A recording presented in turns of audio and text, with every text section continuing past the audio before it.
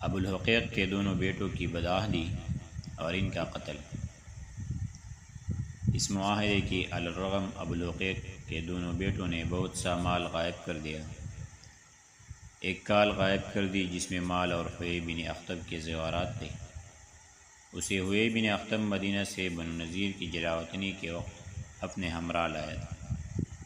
ابن اسحاق کا بیان ہے کہ رسول اللہ صلی اللہ علیہ وسلم کے پاس کنانہ بن ابی الحقیق لایا گیا۔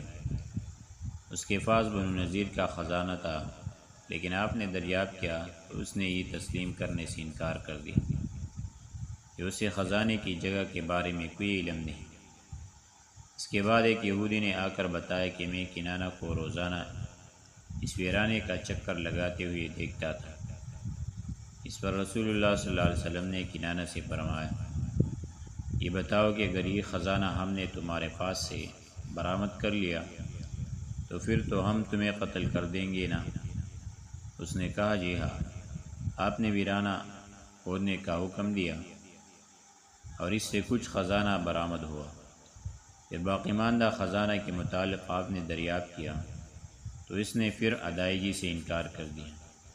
اس پر آپ صلی اللہ علیہ وسلم نے اسے حضرت زبیر کے حوالے کر دیا اور فرمایا، اسے سزا دو یہاں تک کہ اس کے پاس جو کچھ ہے وہ سب کا سب ہمیں حاصل ہو جائے۔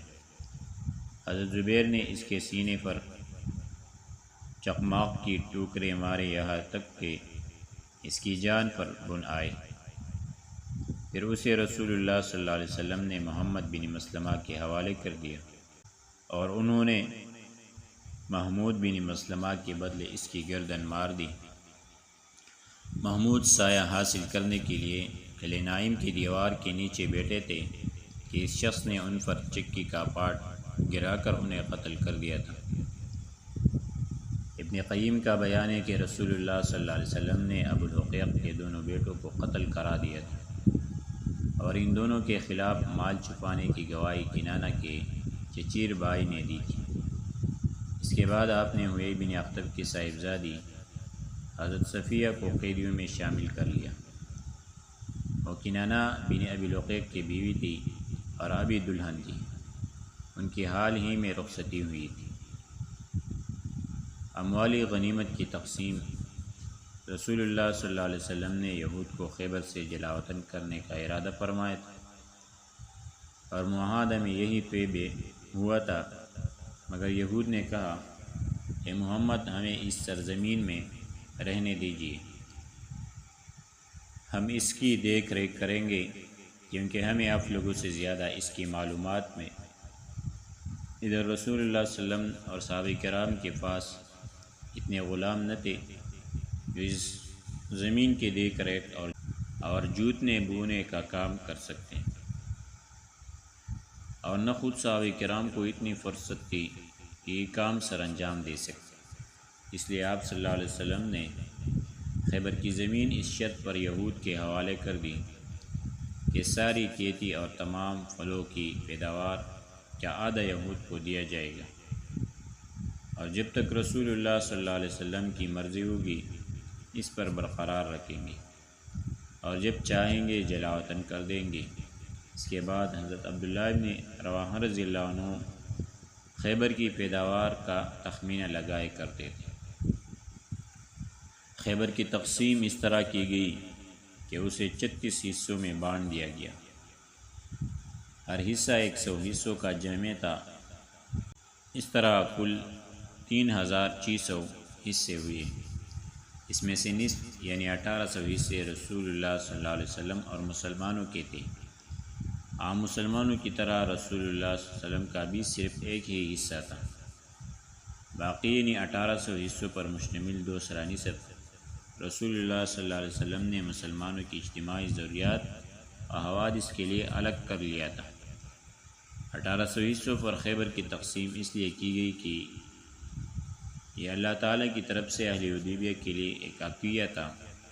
جو موجود تھے ان کے لیے بھی اور موجود نہ تھے ان کے لیے بھی، اور اہل حدیبیہ کی تعداد 1400 تھی، جو خیبر آتے ہوئے اپنے ساتھ 200 گھوڑے لائے تھے، چونکہ سوار کے علاوہ خود گھوڑے کو بھی حصہ ملتا ہے، اور گھوڑے کا حصہ ڈبل یعنی 2 فوجیوں کے برابر ہوتا ہے، اس لیے خیبر کو 1800 حصوں پر تقسیم کیا گیا، تو 200 شہ سواروں کو 3 حصے کے حساب سے 600 ملے تھے، اور 1200 پیدل فوج کو ایک حصے کے حساب سے 1200 حصے ملے۔ خیبر کے اموال غنیمت کی کثرت کا اندازہ صحیح بخاری میں مروی ابن عمر رضی اللہ عنہ کی اس روایت سے ہوتا ہے کہ انہوں نے فرمایا ہم لوگ آسودہ نہ ہوئے یہاں تک کہ ہم نے خیبر فتح کیا۔ اس طرح حضرت عائشہ رضی اللہ عنہا کی اس روایت سے ہوتا ہے کہ انہوں نے فرمایا جب خیبر فتح ہوا تو ہم نے کہا اب ہمیں پیٹ بھر کر کھجور ملے گی۔ نیز جب رسول اللہ صلی اللہ علیہ وسلم مدینہ واپس تشریف لائے، مہاجرین نے انصار کو کھجوروں کے وہ درخت واپس کر دیے، انصار نے امداد کے طور پر انہیں دے رکھے تھے، کیونکہ اب ان کے لیے خیبر میں مال اور کھجور کے درخت ہو چکے تھے۔ حضرت جعفر بن ابی طالب اور عشری صحابہ کی آمد۔ اس غزوے میں حضرت جعفر بن ابی طالب رضی اللہ عنہ خدمت نبوی میں حاضر ہوئے، ان کے ساتھ عشری مسلمان یعنی حضرت ابو موسیٰ اور ان کے رفقا بھی تھے رضی اللہ عنہ۔ حضرت ابو موسیٰ عشری رضی اللہ عنہ کا بیان ہے کہ یمن میں ہمیں رسول اللہ صلی اللہ علیہ وسلم کے ظہور کا علم ہوا تو ہم لوگ یعنی میں اور میرے 2 بھائی اپنے قوم کے 50 آدمیوں سمیت اپنے وطن سے ہجرت کر کے ایک کشتی پر سوار آپ کی خدمت میں روانہ ہوئے، لیکن ہماری کشتی نے ہمیں نجاشی کے ملک حبشہ میں پھینک دیا۔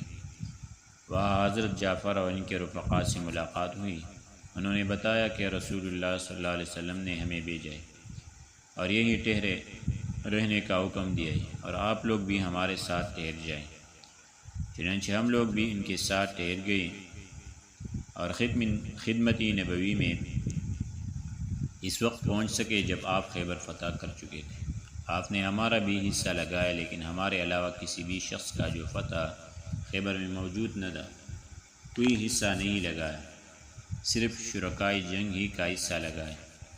البتہ حضرت جعفر اور ان کے رفقا کے ساتھ ہماری کشتی والوں کا بھی حصہ لگایا اور ان کے لیے بھی مالی غنیمت تقسیم کیا۔